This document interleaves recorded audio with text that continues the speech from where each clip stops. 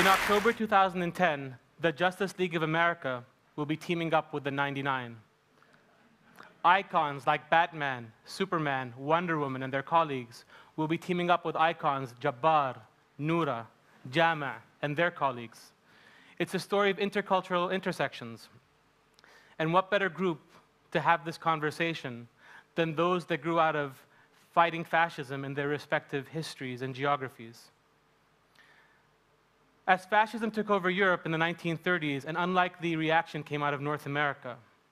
As Christian iconography got changed and swastikas were created out of crucifixes, Batman and Superman were created by Jewish young men in the United States and Canada, also going back to the Bible. Consider this. Like the prophets, all the superheroes are missing parents. Superman's parents die on Krypton before the age of 1. Bruce Wayne, who becomes Batman, loses his parents at the age of 6 in Gotham City. Spider-Man is raised by his aunt and uncle. And all of them, just like the prophets who get their message from God through Gabriel, get their message from above. Peter Parker's in a library in Manhattan when the spider descends from above and gives him his message through a bite. Bruce Wayne is in his bedroom when a big bat flies over his head, and he sees it as an omen to become Batman. Superman is not only sent to Earth from the heavens, or Krypton, but he's sent in a pod, much like Moses was on the Nile. And you hear the voice of his father Jor-El saying to Earth, "I have sent to you my only son."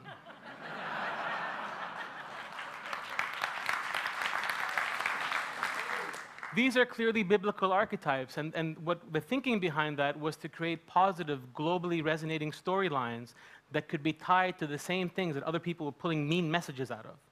Because then the person that's using religion for the wrong purpose just becomes a bad man with a bad message. And it's only by linking positive things that the negative can be delinked. This is the kind of thinking that went into creating the 99. The 99 references the 99 attributes of Allah in the Quran, things like generosity and mercy and foresight and wisdom, and dozens of others that no two people in the world would disagree about. Doesn't matter what your religion is, and even if you're an atheist, you don't raise your kid telling them, make sure to lie 3 times a day. Right? These are basic human values.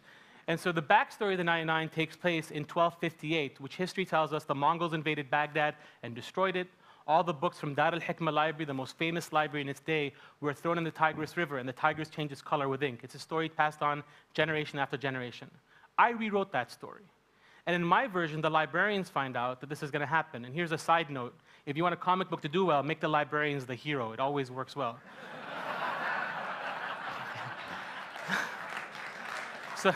So the librarians find out, and they get together a special solution, an alchemical solution called King's Water, that when mixed with 99 stones, would be able to save all that culture and history in the books. But the Mongols get there first. The books and this solution get thrown in the Tigris River. Some librarians escape, and over the course of days and weeks, they dip the stones into the Tigris and suck up that collective wisdom that we all think is lost to civilization. Those stones are then smuggled as 3 prayer beads of 33 stones each through Arabia into Andalusia and Spain, where they're safe for 200 years. But in 1492, 2 important things happen. The first is the fall of Grenada, the last Muslim enclave in Europe. The second is Columbus finally gets funded to go to India, but he gets lost. Right? So 33 of the stones are smuggled onto the Nina, the Pinta, and the Santa Maria and are spread in the New World. 33 go on the Silk Road to China, South Asia, and Southeast Asia, and 33 are spread between Europe, the Middle East, and Africa. And now it's 2010, and there are 99 heroes from 99 different countries. Now, it's very easy to assume that those books, because they were from a library called Dar al-Hikmah, were Muslim books, but that's not the case, because the caliph that built that library, his name was Al-Ma'mun. He was Harun al-Rashid's son.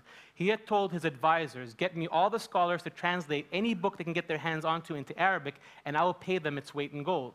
After a while, his advisors complained. They said, Your Highness, the scholars are cheating. They're writing in big handwriting to take more gold. To which he said, let them be, because what they're giving us is worth a lot more than what we're paying them.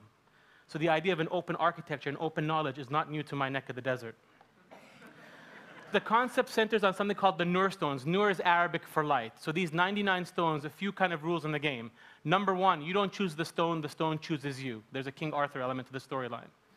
Okay? Number 2, all of the 99, when they first get their stone or their power, abuse it. They use it for self-interest. And there's a very strong message in there that when you start abusing your stone, you get taken advantage of by people who will exploit your powers. Okay? Number 3, the 99 stones all have within them a mechanism that self-updates. Now, there are two groups that exist within the Muslim world. Everybody believes the Quran is for all time and all place. Some believe that means that the original interpretation from a couple thousand years ago is what's relevant today. I don't belong there. Then there's a group that believes the Quran is a living, breathing document. And I capture that idea within these stones that self-update. Now, the main bad guy, Rugal, does not want these stones to update. So he's trying to get them to stop updating. He can't use the stones, but he can stop them. And by stopping them, he has more of a fascist agenda where he gets some of the 99 to work for him. They're all wearing cookie cutters, same color uniform. They're not allowed to individually express who they are and what they are. And he controls them from the top down. Whereas when they work for the other side, eventually, when they find out that this is the wrong person, they've been manipulated, they actually, each one has a different colorful kind of dress. And the last point about the 99 Nur stones is this. So the 99 work in teams of 3. Why 3? A couple of reasons. Number one, we have a thing within Islam that you don't leave a boy and a girl alone together because the third person is temptation or the devil, right? I think that's there in all cultures, right? But this is not about religion. It's not about proselytizing. There's this very strong social message that needs to get to kind of the deepest crevices of kind of intolerance. And the only way to get there is to kind of play the game. And so this is the way I dealt with it. They work in teams of 3, 2 boys and a girl, 2 girls and a boy, 3 boys, 3 girls, no problem. And the Swiss psychoanalyst Carl Jung also spoke about the importance of the number 3 in all cultures. So I figure I'm covered. Well, I got accused in a few blogs that I was actually sent by the Pope to preach the Trinity and Catholicism in the Middle East. So you believe who you want. I gave you my version of the story. So here's some of the characters. We have Mujiba from Malaysia. Her main power is she's able to answer any question. She's the Trivial Pursuit queen, if you want. But when she first gets her power, she starts going on game shows and making money. We have Jabbar from Saudi, who starts breaking things when he has the power. Now, Mumita is a fun one to name. Mumita is the destroyer. So, the 99 attributes of Allah have the yin and the yang. There's the powerful, the hegemonous, the strong. And there's also the kind, the generous. I'm like, are all the girls going to be kind and merciful and the guys all strong? I'm like, you know what? I've met a few girls who were destroyers in my lifetime, so. We have Jami' from Hungary, who first starts making weapons. He's the technology whiz. Musawwira from Ghana. Hadia from Pakistan. Jalil from Iran, who uses fire. And this is one of my favorite, Batina from Yemen. Al-Batin is the hidden. So Batina is hidden, but she's a superhero. I came home to my wife and I said, I created a character after you. My wife is Saudi from Yemeni roots. And she said, show me. So I showed her this. She said, that's not me. I said, look at the eyes. They're your eyes. So I had promised my investors this would not be another made-in fifth world country production. This was going to be Superman or wasn't worth my time or their money. So from day one, the people involved in the project, bottom left is Fabian Nicieza, writer for X-Men and Power Rangers. Next to him is Dan Panosian, one of the character creators for the modern-day X-Men. Top right is Stuart Moore, a writer for Iron Man. Next to him is John McCrae, who's an inker for Spider-Man. And we entered Western consciousness with the tagline, next Ramadan, the world will have new heroes, back in 2005. Now, I went to Dubai to the Arab Thought Foundation conference, and I was waiting by the coffee for the right journalist. Didn't have a product, but had energy. And I found somebody from the New York Times, and I cornered him, and I pitched him, and I think I scared him. Because he basically promised me, we had no product, but he said, we'll give you a paragraph in the art section if you'll just go away. So I said, great. So I called him up a few weeks afterwards. I said, hi, Hassan. He said, hi. I said, Happy New Year. He said, thank you, we had a baby. I said, congratulations, like I care, right? I said, when's the article coming out? He said, Naif, Islam and cartoon? That's not timely. Maybe next week, next month, next year, but it'll come out. So a few days after that, what happens? What happens is the world erupts in the Danish cartoon controversy. I became timely. Right? So flurry of phone calls and emails to the New York Times. Next thing you knew, there's a full page covering us positively, January 22nd, 2006, which changed our lives forever. Because anybody Googling Islam and cartoon or Islam and comic, guess what they got? They got me. And the 99 were like superheroes kind of flying out of what was happening around the world. And that led to all kinds of things, from being in curriculums in universities and schools, to one of my favorite pictures I have from South Asia was a couple of men with long beards and a lot of girls wearing the hijab. Looked like a school. The good news is they're all holding copies of the 99 smiling, and they found me to send the picture. The bad news is they were all photocopies, so we didn't make a dime in revenue.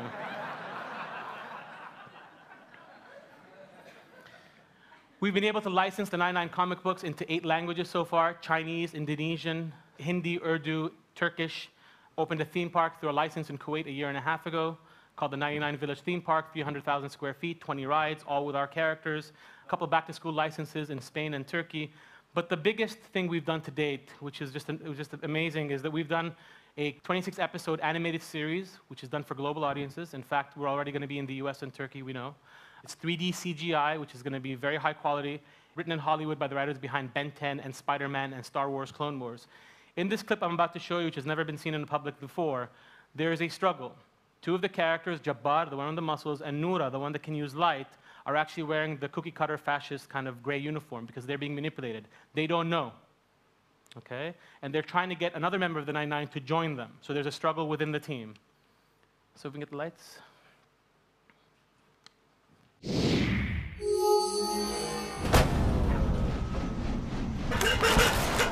Dana, I can't see where to grab hold. I need more light. What's happening? There's too much darkness. There must be something we can do. I won't send any more commandos in until I know it's safe. It's time to go Miklos. Must download file contents. And can't forget Auntie. Dana, I can't do this without you. But I can't help. You can, even if you don't believe in yourself right now. I believe in you. You are Noura the Light. No! I don't deserve it. I don't deserve anything. Then what about the rest of us? Don't we deserve to be saved? Don't I?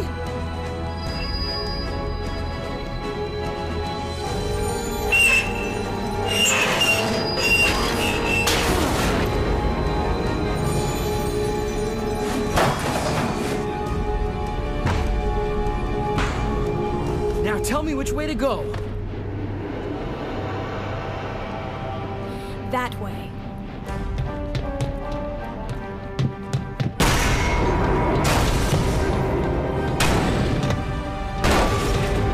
Warning. Threat imminent.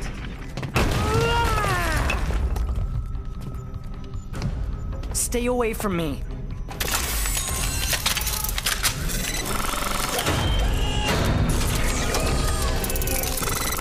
We're here to help you. Don't listen to them. Miklos, that man is not your friend. No, he gave me access. And you want to reboot the caller. No more caller. Thank you.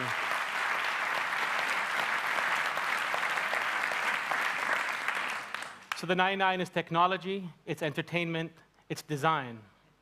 But that's only half the story. As the father of 5 sons, I worry about who they're going to be using as role models. I worry because all around me, even within my extended family, I see religion being manipulated. As a psychologist, I worry for the world in general, but worry about the perception of how people see themselves in my part of the world. Now, I'm a clinical psychologist. I'm licensed in New York State. I trained at Bellevue Hospital, survivors of political torture program.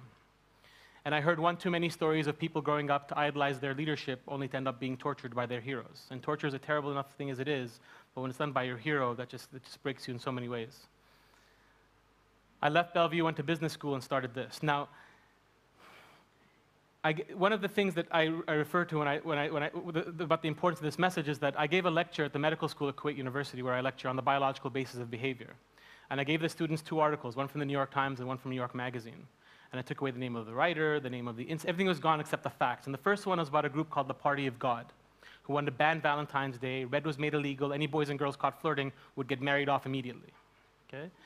The second one was about a woman complaining because 3 minivans with 6 bearded men pulled up and started interrogating her on the spot for talking to a man who wasn't related to her. And I asked the students in Kuwait where they thought this incident took place.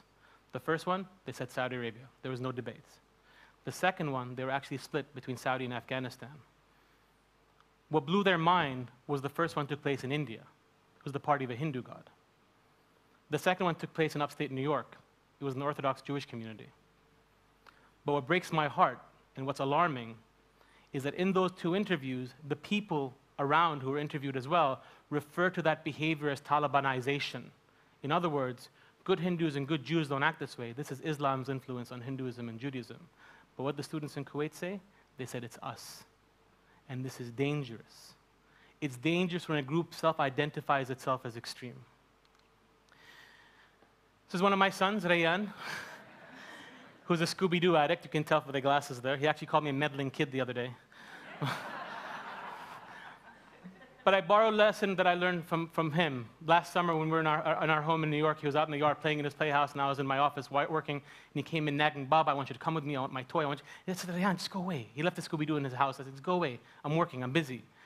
And what Rayyan did then is he sat there, he tapped his foot on the floor at 3.5, and he looked at me and he said, "Baba, I want you to come with me to my office in my house. I have work to do."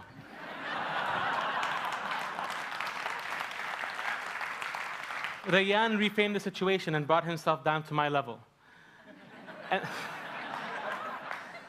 And with the 99, that is what we aim to do.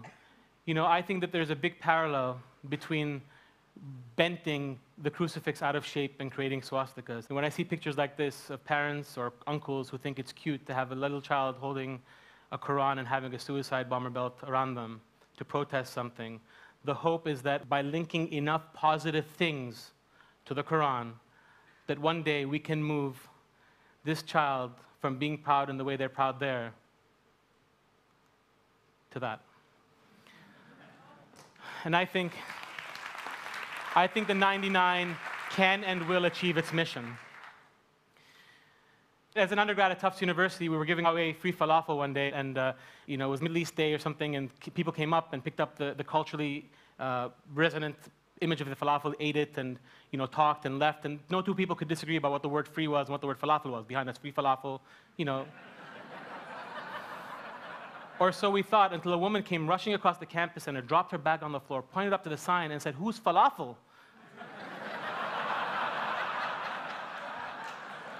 True story. She was actually coming out of an Amnesty International meeting. Just today, DC Comics announced the cover of our upcoming crossover. On that cover, you see Batman, Superman, and a fully clothed Wonder Woman, with our Saudi member of the 99, our Emirati member, and our Libyan member. On April 26, 2010, President Barack Obama said that of all the initiatives since his now famous Cairo speech in which he reached out to the Muslim world, the most innovative was that the 99 reached back out to the Justice League of America. We live in a world in which the most culturally innocuous symbols like the falafel can be misunderstood because of baggage, and where religion can be twisted and purposefully made what it's not supposed to be by others. In a world like that, there'll always be a job for Superman and the 99. Thank you very much. Thank you. Thank you very much.